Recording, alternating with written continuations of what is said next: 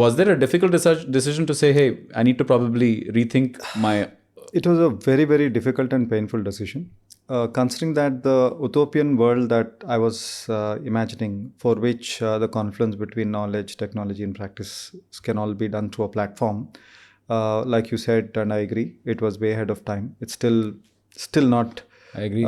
Ready for its unfolding even today. There are lots of missing pieces. But there came a point of time that the use cases that developed for the platform that I did took me far away from my original plan. I see. Okay. For example, we wanted to be a platform for typically wealth managers who are working in banks and institutions and wanted to set up their own private wealth outfits and also graduate to become family offices. Only a portion of the independent wealth managers who... When you say family offices, like a multi-family office. Multi-family offices. Okay. Multi-family offices. And yes, if a family office only wanted the Bridgemont platform as a service too, I had to make it as good as that too. So this accordion kind of a tech framework crunched, it became a retail, financial planning asset allocation model. Expanded, it becomes a full stack financial service, family office model. So that was the way I built it. But more and more opportunities did come from nothing to do with the way it was built, but more to do with the way institution wanted a customized version of that. I see.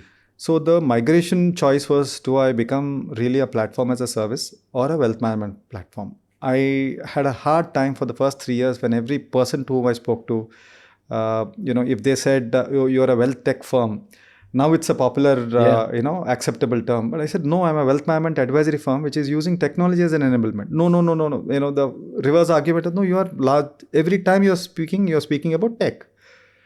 Okay, if you say so, then I'm a wealth tech firm. So you get pushed to positioning as the market will determine what it wants to take out of what you created.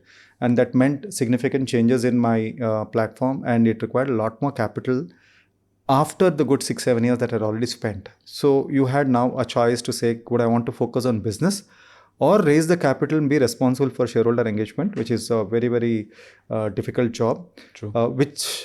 there was a fork in the road. I said, 7 years you've done it. Let me at least solve the capital problem so that I can focus on really scaling up the business, which I thought that institutions in the marketplace were kind of halfway through in accepting what I could offer. So that was the decision at which I wanted to either raise the capital or look for sources of capital.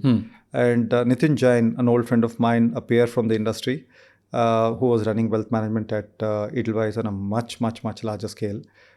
We continued to collaborate as competitors in the earlier avatars when I was the CEO at Motilal. And we had such a good rapport. And Nitin had been a career Edelweiss. And an exceptional confluence between being a great mind and great heart. Rare combination, I would say. So it was easier for me to share my challenges with him and, brainstorm.